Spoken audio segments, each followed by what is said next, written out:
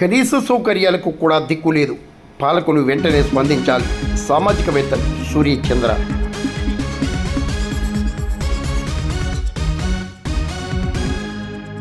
దారి చూడు, దమ్ము చూడు, దొన్నపోతూ వేరే చూడు అన్నట్లుగా కనీస రవాణా సౌకర్యాలకు, రోడ్లకు కూడా దిక్కులేని దుస్థితి కాకినాడ జిల్లా జగ్గంపేట జగనన్న కాలనీకి ఏర్పడింది. ఈ కాలనీలో కనీస మౌలిక సదుపాయాలకు కూడా దిక్కులేని పరిస్థితి నెలకొందని సామాజికవేత్త పాటంశెట్టి సూర్యచంద్ర వివరించారు. శనివారం కాలనీ ప్రాంతాన్ని సందర్శించి అక్కడి ప్రజలతో ఆయన స్థానిక సమస్యలపై మాట్లాడారు. తాగునీరు, రోడ్లు, డ్రైన్లు కూడా దిక్కులేని పరిస్థితి నెలకొందని ఆయన వాపోయారు.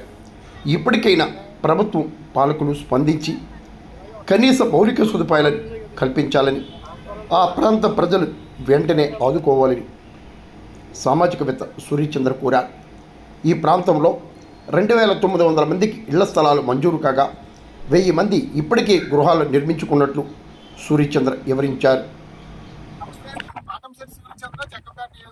సామాజిక ఉద్యమకారుని జగ్గంపేట నియోజకవర్గంలో అతిపెద్ద కాలనీ జగనన్న కాలనీ ఉన్న కొత్తగా నిర్మించిన కాలనీ జగ్గంపేటలో 2900 మందికి ఇళ్ల స్థలాలు ఇచ్చి ప్రతి ఒక్కరికి కూడా ఇక్కడ ఆదర్శంగా నిర్మిస్తామని చెప్పేసి గత ప్రభుత్వం ఇక్కడ ఏర్పాటు చేయడం జరిగింది. జగనన్న కాలనీ ఇక్కడ జగ్గంపేటకి దగ్గరలోనే ఈ కాలనీ.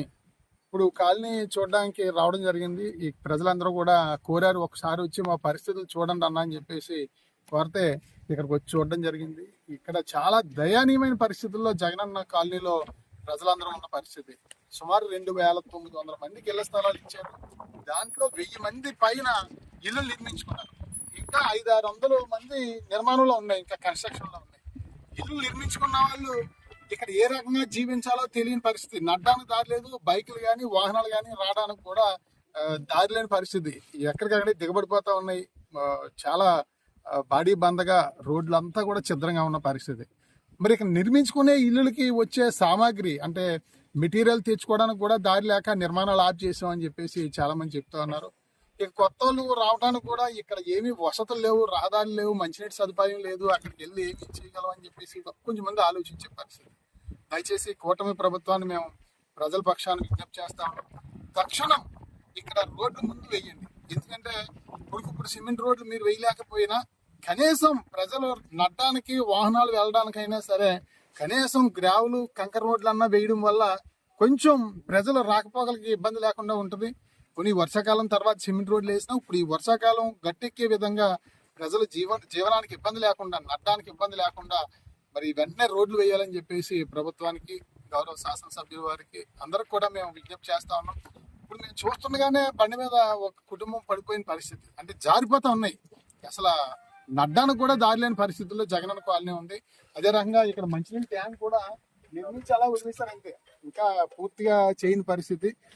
ప్రతి ఇంటికి కూడా మంచినీళ్ళ కనెక్షన్ ఇస్తామని చెప్పి అన్నారు. ఎక్కడ మంచినీళ్ళ సమస్య కూడా ఎక్కువగానే ఉందని చెప్పి చెప్తా ఉన్నారు. ఎందుకంటే కొత్తగా ఇల్లులు కట్టుకునే వాళ్ళు కూడా నీళ్ళు అవసరం ఉంటుంది. అదే రకంగా తాగడానికి ప్రజలకి నిత్యావసరం మంచినీళ్ళు కూడా ఇబ్బందికరంగానే ఉందని చెప్పేసి అంటా ఉన్నారు.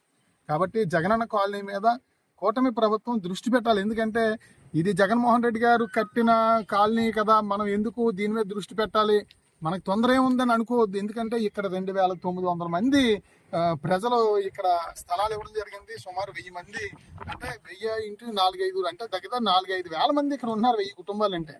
కాబట్టి వీళ్ళందరూ కూడా మీకు ఓట్లు వేశారు. అందరూ కూడా మనకి ప్రజలే కాబట్టి, మన వాళ్ళే కాబట్టి దయచేసి ఇది జగనన్న కాలనీ అనే పేరు మీరు ఉద్దేశంగా తీసుకోకుండా ఇక్కడ అభివృద్ధి చేయాలని చెప్పేసి గౌరవ శాసనసభ్యుల వారికి నేను విజ్ఞప్తి చేస్తాను. ముందు ఒకసారి వచ్చి చూడండి అని చెప్పేసి నేను ఎమ్మెల్యే గారిని, ఎంపీ గారిని కూడా ఈ సందర్భంగా నేను కోరుతా ఉన్నాను. ఎందుకంటే ఇక్కడ చాలా ఒకసారి చూస్తే ఇంత దారుణంగా ఉందా మన నియోజకవర్గంలో పరిస్థితి అన్నట్టు ఉంది. కనీసం నడ్డానికి వీళ్ళు మట్టి రోడ్డు, గ్రావెల్ రోడ్డు, కంకర రోడ్డు అన్న వేయని మహాప్రభు అని చెప్పేసి అడుగుతున్నారు. దయచేసి అధికారులు, పాలకులు వచ్చి జగనన్న కాలనీలో ఉన్న దుస్థితిని చూసి మీరు ఇక్కడ ఏం చేయాలనేది తక్షణ సహకారం చేయాలని చెప్పేసి ప్రభుత్వానికి బాధిత ప్రజలందరి తరఫున, జగనన్న కాలనీ ప్రజలందరి తరఫున కూడా విజ్ఞప్తి చేస్తా ఉన్నాం.